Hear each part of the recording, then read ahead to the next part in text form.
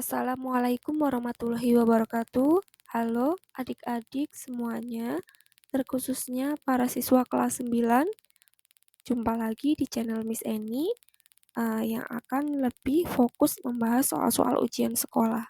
Tentunya para adik-adik sudah mempersiapkan kemampuannya untuk menghadapi ujian sekolah, untuk meraih nilai terbaiknya. Dan saya juga tidak akan bosan selalu mengingatkan kepada kalian semua untuk tekan tombol like, komen, subscribe, dan nyalakan lonceng notifikasinya sehingga tidak akan tertinggal video-video pembelajaran dari saya. Baik, kita langsung saja akan membahas materi dan contoh soal ujian sekolah. Adik-adik juga dapat ikut serta mengerjakan soal-soalnya dengan cara menulis di kertas, lalu kita akan mencocokkan jawabannya bersama-sama. Langsung saja kita mulai ya, tetap semangat. Mari langsung saja pembahasan materi mengenai makna kata. Makna kata merupakan hubungan antar ujaran dengan arti dalam sebuah kata. Sederhananya, makna kata adalah maksud yang terkandung dalam sebuah kata. Menurut Kamus Besar Bahasa Indonesia atau KBBI, makna adalah pengertian yang diberikan kepada suatu bentuk kebahasaan. Jenis makna kata yang pertama adalah makna gramatikal, makna leksikal, makna denotasi, dan makna konotasi. Mari kita bahas mengenai makna kata. Makna kata yang pertama yaitu adalah makna kata gramatikal.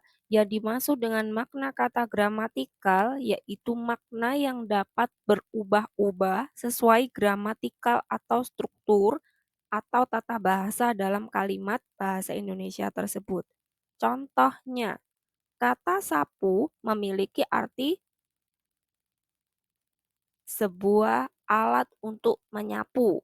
Kemudian jika ditambahkan dengan imbuhan menjadi menyapu, artinya pun akan menjadi berubah, yaitu menjadi tindakan membersihkan dengan menggunakan alat sapu.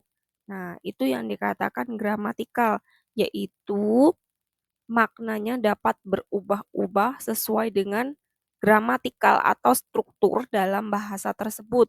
Contoh yang selanjutnya adalah laut. Kata laut memiliki arti dalam Kamus Besar Bahasa Indonesia yaitu adalah air yang banyak atau melimpah atau luas. Kemudian kita berikan imbuhan menjadi melaut. Nah, akan berubah arti kata tersebut menjadi pekerjaan yang di laut. Kemudian selanjutnya setelah makna gramatikal ada makna leksikal. Makna leksikal berarti makna yang sebenarnya atau makna yang terdapat dalam Kamus Besar Bahasa Indonesia atau makna sebenarnya. Contohnya, Andi adalah kakak dari Tino. Kata yang berwarna merah tersebut atau kata kakak berarti adalah seorang kakak yang memiliki hubungan darah, kakak kandung yang memiliki hubungan darah. Itu yang dinamakan makna leksikal, yaitu makna yang sebenarnya. Materi makna kata yang selanjutnya yaitu adalah makna denotasi. Makna denotasi merupakan makna yang mengandung arti yang sebenarnya. Makna denotasi itu sama halnya dengan makna leksikal, yaitu makna yang memiliki arti sebenarnya yang dapat ditemukan di Kamus Besar Bahasa Indonesia.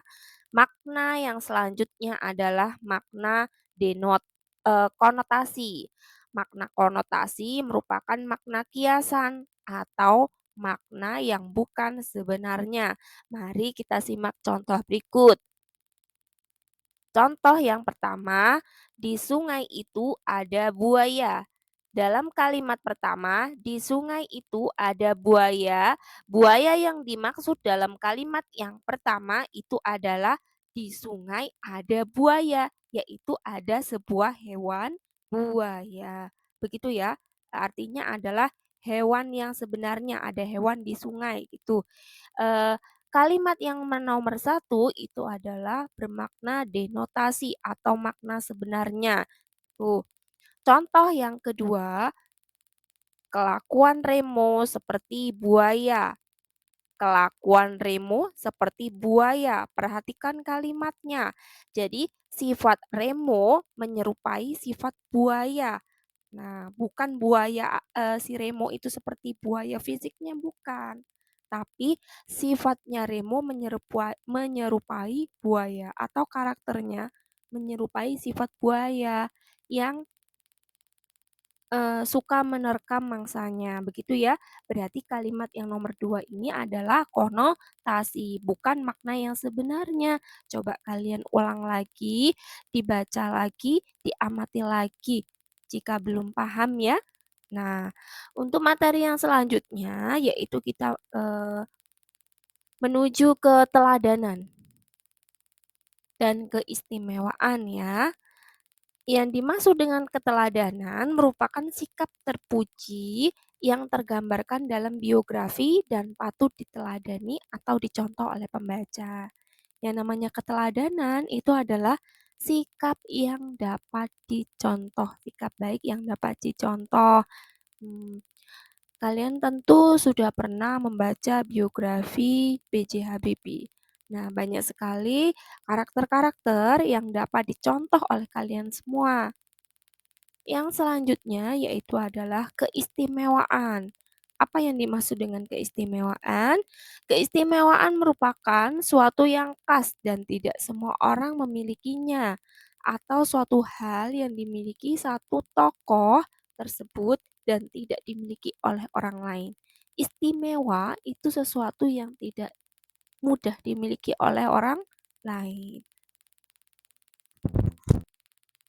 Oke, mari kita lihat contoh soal. Kalian dapat mengerjakannya pula di kertas, kemudian nanti kita cocokkan ya. Nah, soal nomor satu itu berbentuk teks ya. Nah, dalam bahasa Indonesia itu sudah tidak asing lagi jika soalnya berbentuk teks yang sangat panjang. Nah, dalam bahasa Indonesia itu ada kata kuncinya untuk mengerjakan teks yang sangat panjang. Bagaimana caranya? Yaitu kita langsung berfokus ke pertanyaannya. Apa sih yang diminta soal tersebut? Lalu kita menuju ke opsinya. Nah, setelah menuju ke opsinya, jika tidak mengetahui jawabannya baru kita ke teksnya. Begitu ya. Nah, untuk mengerjakan sebuah soal mengenai istilah makna kata, itu kalian harus banyak sekali membaca. Dengan kalian banyak membaca, maka kalian akan menemukan pengetahuan secara tidak langsung. Ya, oke, kita langsung saja coba. Apa sih pertanyaan dalam soal nomor satu? Arti istilah fatwa dalam paragraf tersebut adalah istilah fatwa. Kita lihat opsinya. A. Keputusan, B. Usulan, C. Imbauan, D. Larangan, E. Peraturan. Apa ya fatwa? Nah, jika kalian sudah sering mendengar, kemudian membaca, pasti kalian akan tahu istilah fatwa itu apa. Coba kita baca ya. Fatwa. Fatwa itu ada di paragraf pertama. Kalimat pertama ya maksudnya. Terkesan aneh bin ajaib jika benar pemerintah melalui Kementerian Energi dan Sumber Daya Mineral (ESDM) dengan menggandeng Majelis Ulama Indonesia (MUI) mengeluarkan fatwa haram menggunakan BBM bersubsidi bagi orang mampu. Nah, fatwa haram. Dalam Kamus Besar Bahasa Indonesia, arti istilah fatwa yaitu adalah sebuah keputusan. Itu ya, teman-teman semuanya. Jadi jawabannya nomor satu adalah yang A, yaitu adalah keputusan. Lanjut, soal yang kedua. Oh, ini soal kita langsung menuju ke perintahnya. Keteladanan yang dapat dipetik dari tokoh Mahatma Gandhi dalam kutipan tersebut adalah keteladanan. Nah, keteladanan tadi adalah apa sih? Karakter yang dapat dicontoh, ya, karakter yang dapat dicontoh. Nah, soal seperti ini kita harus membaca dengan membaca cepat, ya. Membaca cepat, membaca dalam hati namun cepat, begitu ya. Namun ini saya bacakan dengan bersuara, begitu. Eh, Kita lihat dulu opsinya. Opsi yang A, seorang pemimpin rohani yang pemberani. B, rela dipenjara demi menegakkan kebenaran. C, berjuang melawan penjajah Inggris. D, pimpinan perang sejati meraih kemerdekaan. E, berhasil memerdekakan India tanpa kekerasan. Nah, ini bisa kita lihat sih jawabannya. Namun kita harus tahu dulu wacananya, ya. Mahatma Gandhi dilahirkan pada tanggal 2 Oktober 1869 di Porbandar, Gujarat, India, Britania, dan meninggal pada tanggal 30 Januari 1948 di New Delhi, India. Nama lahir dari Mahatma Gandhi adalah Mohandas Karamchand Gandhi. Beliau adalah pimpinan rohani di balik kemerdekaan India. Gandhi, sebutan akrabnya, telah menentang penjajahan Inggris atas India. Gandhi melalui satu gerakan tanpa kekerasan. Nah, ini Gandhi memulai satu gerakan tanpa kekerasan untuk memimpin India menuju demokrasi, perdamaian, dan kemerdekaan. Gandhi dipenjara Gandhi dipenjara beberapa kali dan sempat hampir mati karena kelaparan. Namun dengan tekad yang kuat, akhirnya beliau berhasil meraih apa yang dicita-citakannya. Keteladanan yang dapat dipetik yaitu eh, tentu jawabannya adalah yang E, berhasil memerdekakan India tanpa kekerasan. Itu ya. Baik, kita ke soal yang ketiga ya. Nah, ini soal mengenai keistimewaan ya. Soalnya pertanyaannya adalah keistimewaan tokoh pada teks tersebut. Istimewa adalah sesuatu yang tidak mudah dimiliki oleh orang lain atau tidak sulit dimiliki atau sulit ya dimiliki oleh orang lain. Soal nomor 3, nama NH Dini merupakan singkatan dari Nurhayati Sri Hardini NH. Dini dilahirkan pada tanggal 29 Februari 1936 di Semarang. Ayahnya, Salyo Wijoyo, seorang pegawai perusahaan kereta api. Ibunya bernama Kusaminah. Bakat menulis Dini tampak sejak berusia 9 tahun. Dini bercita-cita menjadi dokter hewan, namun ia tidak dapat mewujudkan cita-citanya karena orang tuanya tidak mampu membiayainya. Ia hanya dapat mencapai pendidikan sampai sekolah menengah atas jurusan sastra. Dini menambah pengetahuan di bidang lain yaitu menari Jawa dan memainkan gamelan. Meskipun demikian, ia lebih berkonsentrasi pada kegiatan menulis. Hasil karyanya yang berupa puisi dan cerpen dimuat dalam majalah Budaya dan Gajah Mada di Yogyakarta 1952. Pada tahun 1955, ia memenangkan sayembara penulisan naskah sandiwara radio dalam Festival Sandiwara Radio di seluruh Jawa Tengah. Nah, kita lihat tadi teksnya, padahal NH Dini itu tidak bisa melanjutkan pendidikannya, namun ia menekuni menulis itu ya. Nah, istimewanya apa ya? Opsinya yang A, anak seorang pegawai perusahaan kereta api dan ibu rumah tangga. B, Dini bercita-cita menjadi dokter hewan ternama sejak kecil. Yang C, Dini memiliki bakat menulis sejak berusia 9 tahun. D, Dini memenangkan sayembara penulisan naskah sandiwara radio se-Jawa Tengah. Ini nampaknya jawabannya yang D, teman-teman ya.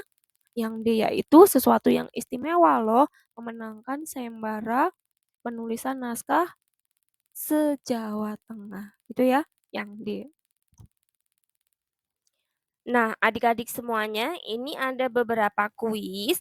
Kalian dapat mengerjakannya dengan cara tulis di kolom komentar di bawah ya, untuk memudahkan kalian mengirimkan jawaban. Baik, silakan kalian lihat ada 2 soal di situ tuh, ada 2 soal kuis yang bisa kalian kerjakan. Nih, soal nomor 2. Silakan kalian kerjakan dan jawab di bawah di kolom komentar ya. Nah, itu kemudian adik-adik juga bisa selalu kunjungi channel Miss Eni sehingga tidak tertinggalan materi selanjutnya. Terima kasih. Sampai jumpa di video fokus selanjutnya. Dan jangan lupa tekan tombol subscribe dan nyalakan lonceng notifikasi sehingga tidak akan tertinggal di pembelajaran selanjutnya. Terima kasih. Saya akhiri. Wassalamualaikum warahmatullahi wabarakatuh.